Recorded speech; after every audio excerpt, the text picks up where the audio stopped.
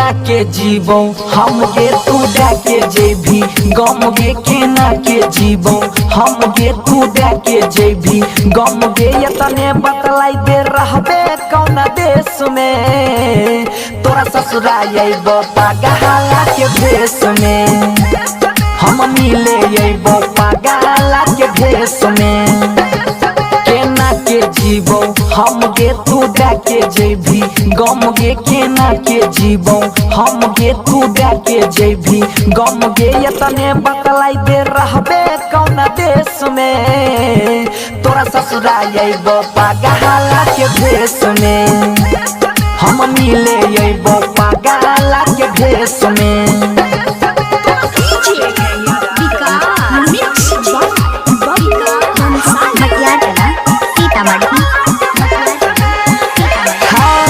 मारी लेबो चाकू दिल में हाथ लेबो चीर गे तोरा खातिर बह न जाइबो छौरिया फकीर गे छौरिया फकीर गे मारी लेबो चाकू दिल में हाथ लेबो चीर गे तोरा खातिर बह न जाइबो छौरिया फकीर गे बचपन के छियो यार गे हम करैरी हो प्यार गे बचपन के छियो यार गे हम करैरी हो प्यार गे घुट घुट के जी हम ले बहु गे कलेश में तोरा ससुराल अइबो पागला के भेष में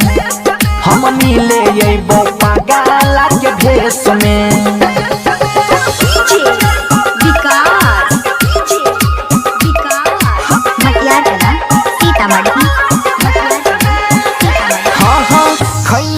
क्रिया छौरी देन रिहिया असगे चल जाबी जहान हमर तोड़ के भी सवास गे खैने रही क्रिया छौरी देन रहिया असगे चल जाबी जहान हमर तोड़ के भी सवास गे कहै छौ बनसी धर गे सुधीर के जई में घर गे कहै छौ बनसी धर गे जई में सुधीर के घर गे सोनू अजैया फसतौ बड़का केस में तोरा ससुराल अइबो पागला के भेष में हम मिले अइबो पागला के भेष में